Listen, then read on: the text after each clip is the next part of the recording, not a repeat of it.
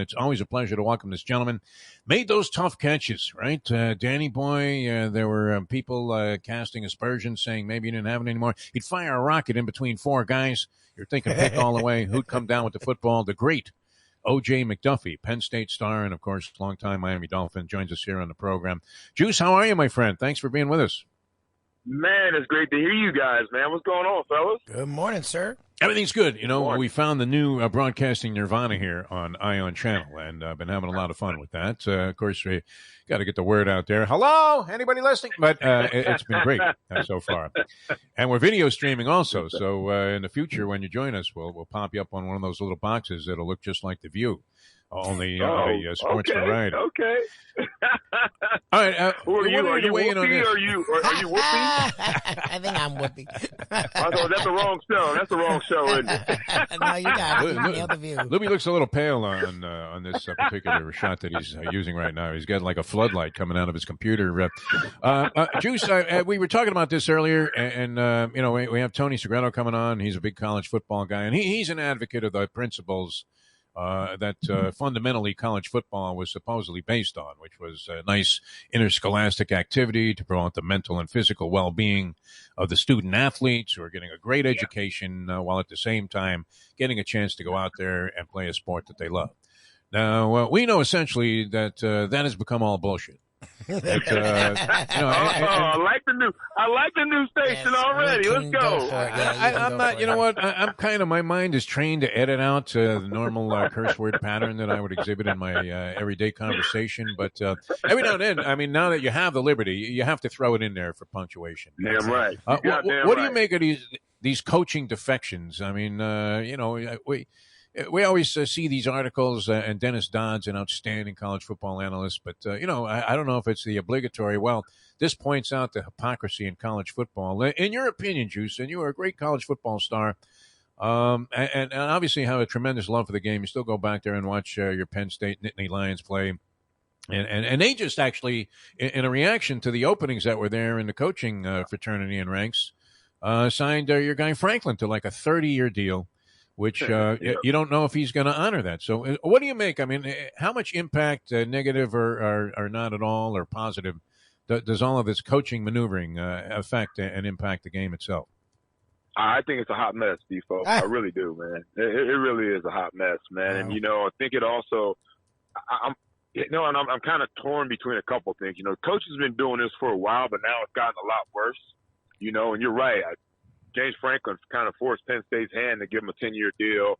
You know, I think he's making about $85 million over that span. You know, which is unheard of at Penn State. Obviously, I think Joe never made $1 million a year. Papa Joe rolling over in his grave, no doubt. He is. Still with a little tinge of disgrace there. Yeah, but he made a lot of money though. I don't know how he made it, but he made a lot of money. You know, he is Italian. You know, so my boy Father Joe. There you go, OJ. You know what? Nothing is immune from criticism here, and you know, somebody will bring that up that you said that about the Italian people. But yes. Well, I'm gonna tell you what. No, Joe actually he's one of the guys that, more importantly, he was just in a lot of businesses there. You know what I mean? I mean, he had a lot of different things going on that were on his plate. So that's more the business part of it that Joe was so smart about it. Yeah. He told every guy that left there to make sure you invest in State College, which is where Penn State is. And a lot of guys did, man. It's grown astronomically, man. Wow. That place is huge, man. It's unbelievable.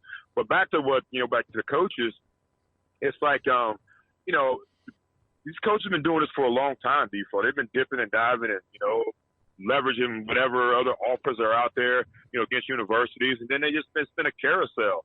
You know, all these guys have been recycled all over the place. And, you know, you commit to these kids to go to your university, and then the next thing you know, you're going somewhere else within, you know, 6 to 12 months, 18 months. But then they add the transfer portal, which makes it even messier for players and college kids and college football and everything, man. So I think college football in general is a mess.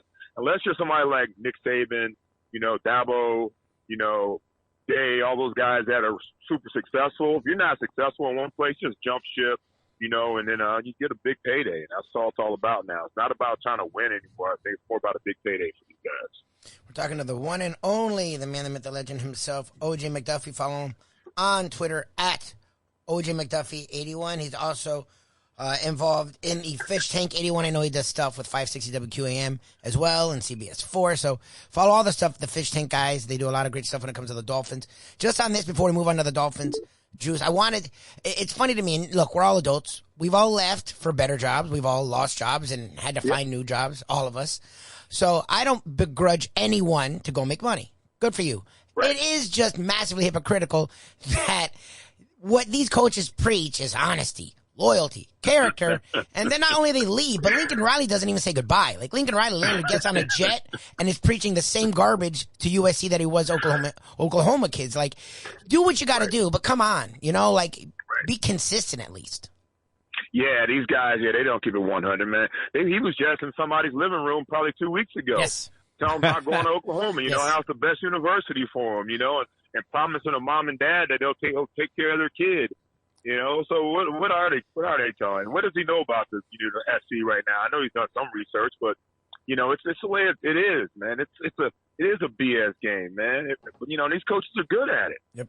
They're salesmen. They really are, and that's bottom line, man. They're salesmen, and then they'll sell the kid to come to the university. They'll sell the university to hire them as coaches. That's what they do. They're a bunch of bullshitters. Yeah, it's true. That kid, Malachi Nelson, quarterback out of one of my favorite towns there in California, Los Alamitos, where the racetrack is. He also was on that plane with Lincoln Riley. He was headed for Oklahoma, and now he's headed back to be with mom and dad there in the city of Los Angeles. So, he took the quarterback with him, too. All right, just a few weeks ago, O.J. McDuffie, I don't know, we were afraid to call because we didn't know what condition you would be in. You know how, you have aqua and orange tattooed on your heart. And having played all those years for the Miami Dolphins, real gritty player with the Miami Dolphins, as we mentioned, Marino's favorite target. Yeah, you were a bailout for Danny Boy in the latter years of his career, and you distinguished yourself very well in that capacity. But even Dolph Denny was rolling over in his grave as he was looking at what was going on with the Miami Dolphins. I mean, that goat towel was just completely torn to bits and rotted away. It didn't look good. So what do you see now? Because they actually put on their best performance of the year, albeit against a shot fighter in Cam Newton. But, they made him look as bad as he's looked since he was with the Patriots last year. But pretty good performance all the way around by the Miami Dolphins. Well, what do you make of this surge by the team? Well, it just sucks right now, man, because we put ourselves in such a big hole, and now you honestly have to do so many big things, so many great things, and get some help along the way to even have a chance to even, have a successful season here. But I think, man, finally, what I'm seeing is that defense is doing what we thought it would do and who it would be. And you got these young safeties. I know Brandon Jones didn't play last week, but him and Javon Holland, man, are able to do some things that they want to do to make that defense as special as it is. Those guys can run. I mean, they're very good run. They blitz well. They're interchangeable, but they also know the defense well. I think at the beginning of the season, I don't think that it was so basic. I was wondering where are we going to go back to like a Amoeba defense, all these exotic blitzes and bring guys from different angles. And I think that's been the difference. The fact that those two guys have been able to help that defense, to be smart in that secondary and that final level to get guys in the right position. Then you see guys like, Jalen Phillips coming along from the U. He balled out last week, but I've seen it on film a lot. You haven't seen the results until like last week, but man, the way he runs around, the speed, the attention to detail that he has is amazing. I think Jerome Baker wasn't very healthy or wasn't playing his best at the beginning. Now he is. Our top cover corners are playing better. I think it's a combination of things, but more importantly, I think it's been on the defensive side of the football, giving us a shorter field, scoring at times. Scored on special teams last week. So I think what's happened is that the part of the team that we thought we'd be able to lean on, the defense, is finally living up to what we thought they'd do. Well, we learned yesterday that Stephen Ross's wife has filed for divorce, O.J. McDuffie, and we thought it was because of his failure to go ahead and overlook certain indiscretions possibly committed by Deshaun Watson and not bring him in as quarterback. Now, after this Phil Simms-like performance of 27 for 31 by Tua, who I know you're a fan of, and we all are. We're all rooting for the kid to be good. It'd be nice to see that they hit on something with this guy, and he seems like a real good character guy and kind of guy you would want leading your team. Very likable personality. Didn't he finally answer his critics? Or I mean, obviously, one game you can't judge somebody on, but is he starting to trend in the direction where you think, okay, forget about Deshaun. Listen, Mrs. Ross, here's a pile of cash. Just go away and shut up about the quarterback. Yeah, yeah. I don't know if she cared about Deshaun Watson, to be honest with you. Yeah, I know. Maybe that's why she's dumping the guy, though. It could be. There you go. Could be. Should have. Yeah. Who knows, man? There's probably multiple reasons. That's a friend. I could probably read about a lot of reasons why. But no, Mr. Ross, man. He honestly just tries to do the best thing for the team, for the organization, man. Everybody talks about it sometimes, but all he does is write checks. Facilities, stadium upgrades, whatever's going on with the Formula, whatever it is, man. So I think Tua, though, I think we're trying to figure out what we have in Tua, and they're starting to make those adjustments for him. Yep. Everybody's worried about him not getting the ball down the field, worried about his arm strength. Maybe that's not his game, and I'm starting to feel that way. It's not his game. So, and plus, think about this, though, man. I mean, his top three receivers really don't even play. Never. Waddle's become his number one now, but when you got Fuller and Devontae Parker out, so basically the whole season, his game plan is throw to the tight end, throw it to the backs, throw it to Waddle short, and that's been good. But he's so smart with it. And as long as he continues to progress with the middle part of the game and the game starts to slow down, which I think it is, he's making the right decisions, and if guys make the plays, I think we're going to be all right. With a line that's gotten better, but it's still got a long way to go. So I think the Tua situation, and then just think about it, too. When you talk about Deshaun Watson after the trade deadline passed, it seemed like Tua started to play a lot better, too, right? He had a lot of less on his mind. Yeah. And so I think that worked out well for him, too. But I think that, Chris Greer and Coach Flo, I think they knew that no matter what, that, Tua was a guy that they could count on, but they had to be reassured. And we still got a long way to go. We're still not sure yet. I am, but they're probably not sure yet. Yeah, well, I mean, obviously you need to see more, and you make a very valid point. Not only horrific offensive line play, especially through the early portion of the season, seems to be a little bit better now, but no real prominent outside receivers, and this Waddle has acquitted himself very well. All right, one final thing here, O.J. McDuffie, and thanks so much for being with us here on the program. I don't know if you were at the beach about 5 weeks ago, but that was Lubie that was responsible for the Greer Must Go banner. That was being flown over the beach there, right behind the Coppertone guy, and I think it's the Good Greek Movers who has all the advertising. Right. But I don't know. I mean, did it just take a little while? Man. Sorry. Yeah, I mean, some of those guys, he whiffed on the guy whose name nobody can pronounce, Andre Iguodala or whatever. But I mean, a couple of guys really came to prominence here after, they didn't necessarily start out the season lighting the world on fire, but Waddle's been very good right from the start for the most part. Yeah. Tua, is obviously a second-year guy, but, he's showing signs. This Phillips gets 3 sacks. He looks like Michael Strahan out there. And you mentioned Holland, who came up with a big pick in the ball game, and it was a very, heads up type of play, the kind of thing that you like to see. So, did it take just a little while longer to click in, or do we still need the so-called verbal lynch mob out there on Chris Greer and his general manager tenure? Yeah, well, you know what? I mean, I know he's happy about those top 3 for this year's draft. And then we just talked about Tua. From last year's draft. And then, we got to see what Jackson can do. He struggled, moved him inside. We'll see if that's going to be the position for him to make him successful. And I don't know about Iguodala. I don't know what's going to happen with that one. So you think about it. If you don't hit in those first 2 rounds, Defo, you know the game. And Lubie, you know the game, man. If you don't hit in those first 2 rounds, people are going to be calling for your head. Yep. But these 3 right here are actually holding it down for him right now. This year's draft class is pretty much holding it down for him. Yeah.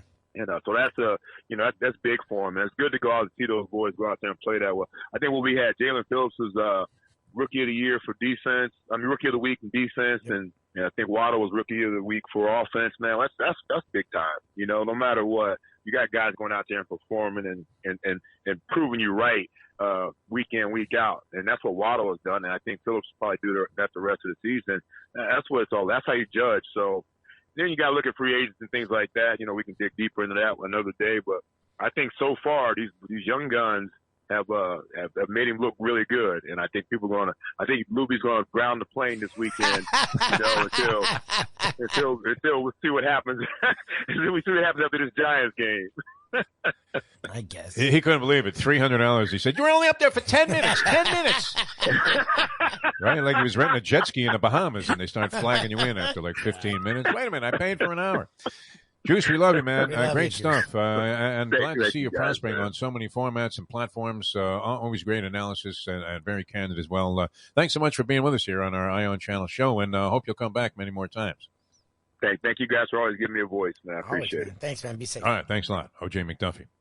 These days, we're all looking for comfort anywhere we can find it. Thank goodness for Landlubbers Raw Bar and Grill in the Plantation location, because they are making sure you are as comfortable as possible. First of all, they're not only open for delivery and pickup. All you have to do is go to landlubbersbarandgrill.com for both pickup and free delivery. Their hours have changed a little bit. Monday through Thursday from 3:30 to 10, and Friday, Saturday, and Sunday from 11:30 to 10. You're going to have the best wings in the world. You're going to have a great burger. You're going to have their amazing soups. Again, Landlubbers, Raw Bar, and Grill. It's nice and easy. Just go to landlubbersbarandgrill.com for both your pickup and free delivery. Thank goodness for Landlubbers for making you always feel right at home. All right. We were reading about the Miami Dolphins in the obituary columns, and we were writing many of those ourselves.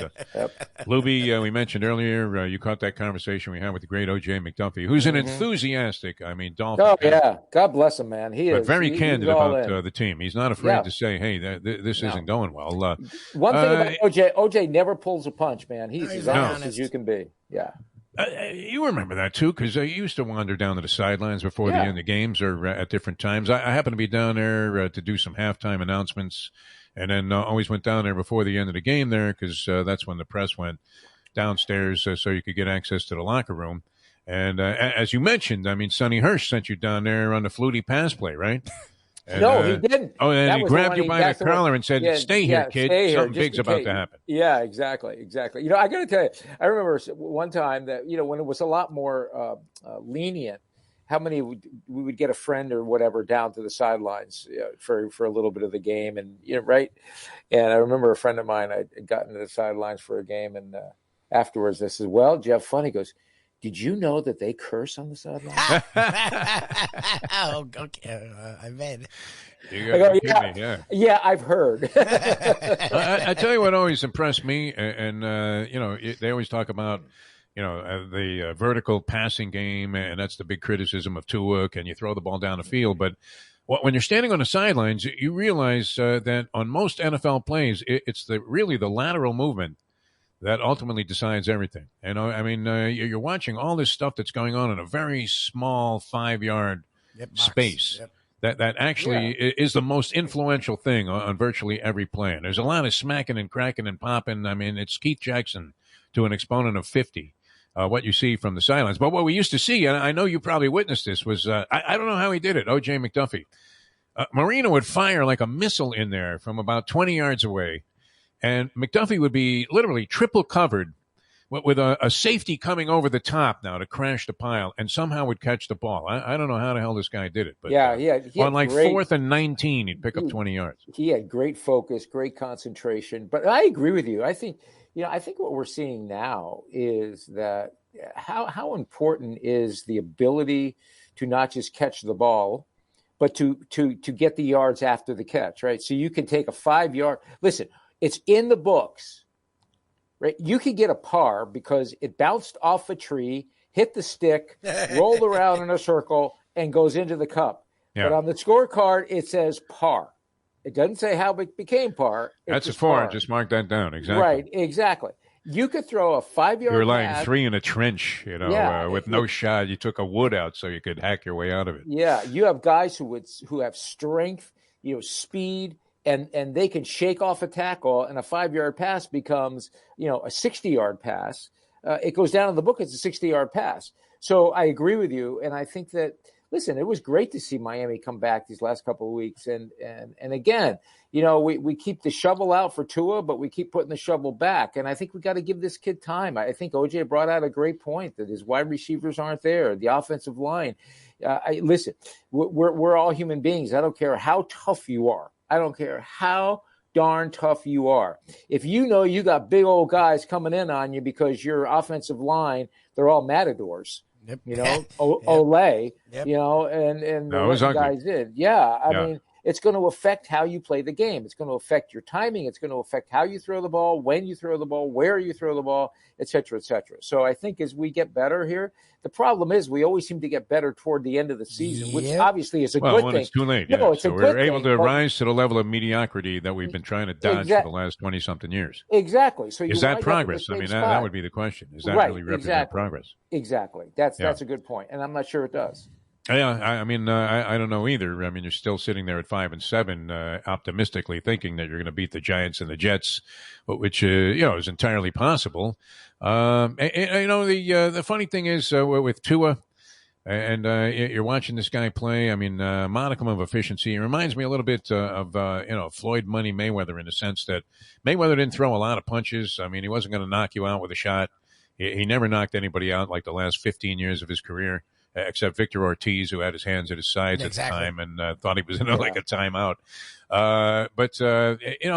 Dead accurate as a puncher. And there's a lot to be said for that in sport, especially, I mean, Drew Brees, I don't know, was he some mad bomber? But he was very, very accurate. And then Waddle seems to have a tremendous intuition. He's made himself into a pro very, very quickly. And that was another move that was questioned. Dropping down, they could have had Pitts. Could have had Chase, who's played really well with the Bengals. He's also good, but Waddle, gives him that little element of firepower. Where, as you said, Tony, I mean, if you can take a 5-yard pass, I always believed this, even in the days of Sandlot football, where throw it to the guy the second he gets open, especially if it's a one-on-one matchup, and let him do something because you have an excellent chance that play might go all the way, either over the top or by breaking one tackle. And they seem to be working towards having that kind of chemistry, which is nice to see. Here's my question. And one of the things is we can't get out of our memories that Dan Marino was a special quarterback. You could put the entire organization on his back and he would carry it and win you a game. Yeah. There are very few quarterbacks left like that. While slugging down a couple of beers at the same time. He had a little Sonny Jurgensen in him, a swagger. But the thing is that you listen, I think Tua is going to be a fine quarterback. Is it somebody that you can, put the team on his back and have him carry him? I'm not so sure he's that guy. I'm not saying he isn't. I haven't seen that yet, just personally, my assessment. I haven't seen that yet. But again, this poor young man has been, he keeps running for his life. And so I don't know if we can truly get that kind of assessment, but I think we need to get that part of it, kind of out of our head because, we don't have many Marinos or Tom Brady's around that could, you can be down by 14 with a minute and a half left and you're still in the dark. Yeah. How many times were we in a game? Do you believe for a second that, maybe it was the final straw that broke the camel's back in the relationship between Stephen Ross and his wife, where she finally decided to file for divorce after his disgraceful pursuit of Deshaun Watson? I'm not even going there. You know what? There's a barricade. There's a barricade at the beginning this of is entertainment tonight, Tony. We can speculate no, on anything that's that not even involves entertainment celebrity tonight. divorces. That's what's his name? That's Springer Show. Yeah, exactly. Go on Springer Show and Maury. ask that question. Jerry, they cheered for him, man. And you know what? It's you never mind.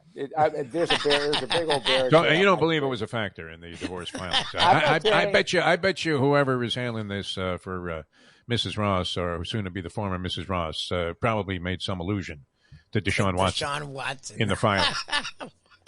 That may never come out. I mean, those will be sealed documents. You know that's going to be a very private transaction because it involves a hell of a lot of money, Tony. I mean, why now? What other reason could there be? I mean, what the guy? He's no longer a nice guy, Stephen Ross. He seems like a very likable fellow. I like the fact a lot of people are critical of his ownership. He's made some bozo moves, but does they all keep do. you up at night? No, not at all. I mean, it just occurred to me that maybe that had something to do with it. You brought it up, poor OJ. You put him on the juice.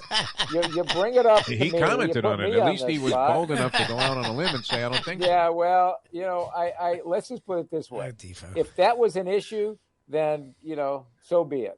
Exactly. Could have been a final straw, man. I've seen weirder things dissolve a marriage and be the final blow. Oh, I'm sure you have. You've been involved in them. Since day one of Old School, we've had Catholic Health Services be part of our family. They are recognized as the quintessential rehab facility in the Southeast for strokes, but it goes well beyond strokes because Catholic Health Services is in the community of South Florida to help the community stay healthy, and if they're not healthy, get them healthy and get them back on their feet quicker than they could have ever expected. They do it every single day. It's step and repeat, 24/7, Catholic Health Services.